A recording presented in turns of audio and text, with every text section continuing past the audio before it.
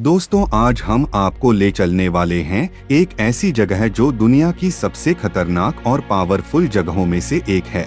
एक offshore oil platform जहां से निकलता है वो काला सोना जो पूरी दुनिया की इकोनॉमी चलाता है।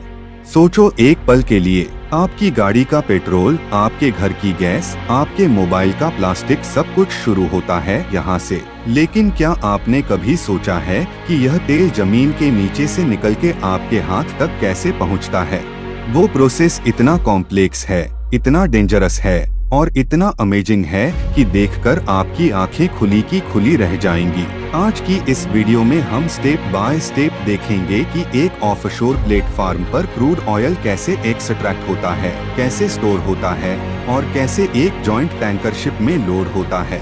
यह प्रोसेस एक इंजीनियरिंग का मास्टरपीस है जिसमें हजारों वर्कर्स, माइल्स लंबी पाइपलाइंस और बिलियंस का इक्विपमेंट काम करता है। तो अगर आपको इंजीनियरिंग पसंद है, टेक्नोलॉजी अच्छी लगती है या बस आप कुछ नया सीखना चाहते हैं तो यह वीडियो आपके लिए ही बनी है। चैनल को सब्सक्राइब जरूर करें क्योंकि ऐसी रेयर वीडियोस सिर्फ यहाँ मिलती हैं। चलते हैं, शुरू करते हैं इस इनक्रेडिबल जर्नी को सी बेड के अंदर से लेकर टैंकर शिप के टैंक तक। सबसे पहले समझते हैं कि यह ऑफशोर प्लेटफार्म होता क्या है और यह समुंदर के बीच में क्यों होता है, जमीन पर क्यों नहीं। दोस्तों, क्रूड ऑयल सिर्फ जमीन पर नहीं होता। दुनिया का एक बड़ा हिस्सा तेल समुंदर की गहरी तह के नीचे यानी सी बेड के अंदर छुपी हुई रक्स में होता है। वहां तक पहुंचने के लिए इंजीनियर्स ने बनाया एक ऐसा मेगा स्ट्रक्चर जो समुंदर के ऊपर खड़ा रहता है, जिसे कहते हैं ऑफशोर ऑयल प्लेटफार्म या ऑयल रिग। यह प्लेटफॉर्म तीन प्रकार के होते हैं। पहला फिक्स्ड प्लेटफार्म जो सीधा सी बेड में गाड़ दिया जाता है। दूसरा फ्लोटिंग प्लेटफार्म जो पानी पर तैरता है मगर एंकर से टिका होता है। और तीसरा FPSO यानी floating production storage and offloading vessel जो एक फ्लोटिंग फैक्ट्री की तरह काम करता है। इनकी हाइट 300 से 600 फीट तक होती है, मतलब यह कुतुब मीनार से भी ऊंचा होता है। एक बड़े प्लेटफार्म पे 200 से 500 वर्कर्स रहते हैं जो 24 घंटे 7 दिन काम करते हैं। इनके पास hospital, helipad, gym, dining hall सब कुछ होता है क्योंकि यह लोग महीनों तक घर नहीं जा सकते। यह प्लेटफॉर्म्स इतने स्ट्रांग होते हैं कि 30 मीटर ऊंची वेव्स और कैटेगरी 5 तूफान भी इन्हें हिला नहीं सकता। एक ऑफशोर प्लेटफार्म बनाने में $5 से बिलियन लगते हैं। सोच लो कितना बड़ा इन्वेस्टमेंट है यह, और इसके बावजूद यह एक जरूरी काम करते हैं जो पूरी दुनिया की एनर्जी नीड पूरी करता है।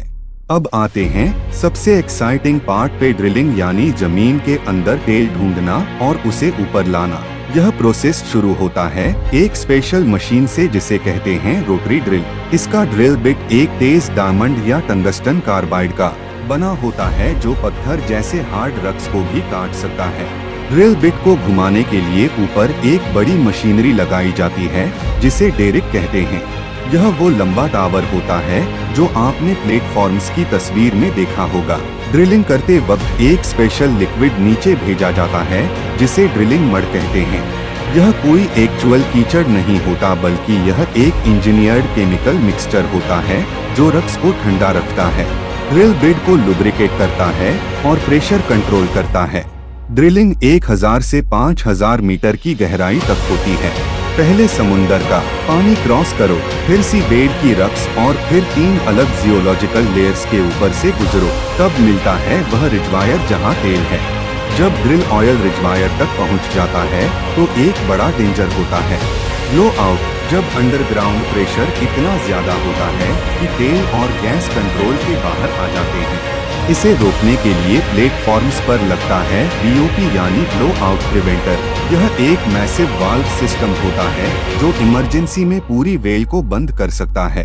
2010 में डीप वाटर होराइजन में यही BOP फेल हुआ था और दुनिया का सबसे बड़ा ऑयल स्पिल हुआ था। एक वेल को ड्रिल करने में 60 से 100 दिन लगते हैं और एक प्लेटफार्म में एक साथ 20 से 40 वेल्स ड्रिल हो सकती हैं अलग अलग एंगल्स पे। जब वेल तैयार हो जाती है तो शुरू होता है एक्सट्रैक्शन का प्रोसेस, यानी तेल को जमीन के अंदर से ऊपर खींचना। और यहाँ एक इंटरेस्टिंग बात है, बहुत बार तेल को पंप नहीं करना पड़ता क्योंकि अंडरग्राउंड इतना ज्यादा प्रेशर होता है कि तेल खुद ऊपर आ जाता है।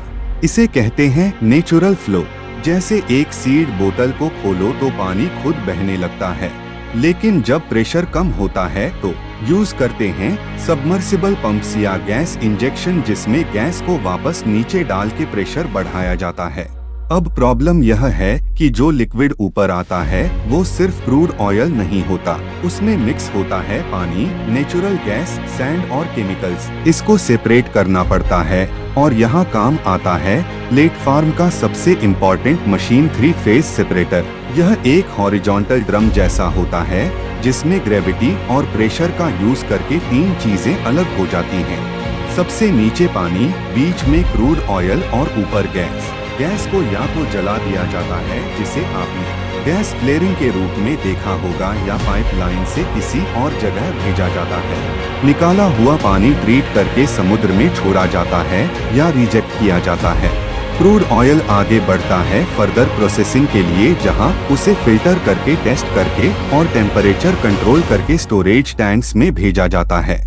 एक मीडियम साइज प्लेटफार्म एक दिन में 500 से 2 lakh barrels crude oil produce कर सकता है। अब क्रूड ऑयल एक्सट्रैक्ट और सेपरेट हो गया। अब सवाल यह है कि इसे कहाँ रखा जाए जब तक टैंकर शिप आए। यहाँ काम आता है FPSO, floating production storage and offloading. यह एक शिप जैसी बड़ी वेसल होती है जो प्लेटफार्म के पास एंकरड रहती है और एक फ्लोटिंग वेयर हाउस की तरह काम करती है। इसका साइज होता है 250 से 330 मीटर यानी 3 फुटबॉल फील्ड्स एक साथ, और स्टोरेज कैपेसिटी होती है 1 मिलियन से 2.5 मिलियन बैरल्स क्रूड ऑयल। अंदर टेम्परेचर कंट्रोल्ड टैंक्स होते हैं क्योंकि क्रूड ऑयल ठंडा होने पर थिक हो जाता है और पंप करना मुश्किल हो जाता है। हर टैंक पर सेंसर्स लगे होते हैं जो टेम्परेचर, प्रेशर और ऑयल लेवल 24 घंटे मॉनिटर करते रहते हैं, और यह सब डाटा सीधा कंट्रोल रूम में जाता है। एक और इम्पोर्टेंट सिस्टम है कस्टडी ट्रांसफर मीटरिंग, जो एग्जैक्टली मेजर करता है कि कितना ऑयल स्टोर है, क्योंकि एक बैरल भी गलत हुआ तो मिलियंस का नुकसान। अब ऑयल रेडी है, FPSO फुल हो रहा है। अब टाइम आ गया है टैंकर शिप के आने का। दोस्तों, अब वो मोमेंट आ गया है जिसका पूरा प्लेटफार्म इंतजार कर रहा था। दूर समुंदर में एक काला साया नजर आता है और धीरे धीरे वो जॉइंट टैंकर शिप प्लेटफार्म की तरफ बढ़ रहा होता है।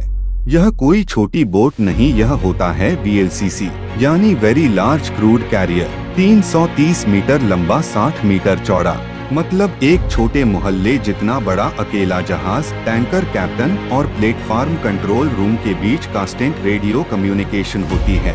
स्पीड, डायरेक्शन, विंड, करंट सब कैलकुलेट होता है, क्योंकि एक जरा सी गलती और कैटास्ट्रोफिक एक्सप्लोजन टैंकर को सही पोजीशन पर लाने के लिए आते हैं स्पेशलाइज्ड मरीन पायलट्स, जो सिर्फ यही एक काम करते हैं पूरी जिंदगी। फिर शुरू होता है मूरिंग। थिक स्टील रोप से टैंकर को FPSO से बांधा जाता है। एक एक रोप का वेट 100 किलोग्राम प्रति मीटर, ताकि वह बिल्कुल हिले नहीं। आखिर में टैंकर और FPSO के बीच कनेक्ट होती है एक बड़ी फ्लेक्सिबल पाइप कार्गो होस। यही वह मेन कनेक्शन है जिससे तेल एक वेसल से दूसरी में जाता है। इस पूरे डॉकिंग में 4 से 6 घंटे लगते हैं, क्योंकि समुंदर पर कोई मिस्टेक सेकंड चांस नहीं देती। अब आ गया है इस पूरी वीडियो का सबसे epic moment, crude oil loading, जब वह काला सोना FPSO के टैंक से निकलता है और टैंकर के अंदर जाता है। कंट्रोल रूम से सिग्नल जाता है और मैसिव पंप्स स्टार्ट होते हैं। 5000 आर्स पावर के पंप्स जो 1 घंटे में 500 बैरल्स यानी 80 लाख लीटर तेल एक वेसल से दूसरी में डाल देते हैं। पूरी लोडिंग में 24 से 48 घंटे लगते हैं। कोई स्पार्क नहीं, कोई फ्लेम नहीं। डेडिकेटेड ऑयल ट्रांसफर टीम हर मिनट अलर्ट रहती है। जब सारे टैंक्स फुल हो जाते हैं, हर 1 लीटर का हिसाब होता है और डॉक्यूमेंट्स साइन होते हैं जो बिलियंस डॉलर्स का ट्रांजैक्शन कंप्लीट करते हैं। फिर मूरिंग लाइंस खुलती हैं और वो जॉइंट टैंकर धीरे धीरे हॉरिजॉन की तरफ बढ़ जाता है। भारी तेल से लदा दुनिया की जरूरत लेकर वो टैंकर अब रिफाइनरी की तरफ जा रहा है, जहां से बनेगा आपका पेट्रोल, डीजल, प्लास्टिक, और मेडिसिन। तो दोस्तों, अगली बार पेट्रोल पंप पे एक पल रुक के सोचना उन हजारों वर्कर्स के बारे में जो समुंदर के बीच रात दिन काम करते हैं ताकि आपकी दुनिया चलती रहे। अगर आप डेली लाइफ में क्रूड ऑयल से बनी चीजें यूज करते हैं तो कमेंट में लिखें क्रूड ऑयल। अगर वीडियो पसंद आई तो लाइक, शेयर और सब्सक्राइब जरूर करें।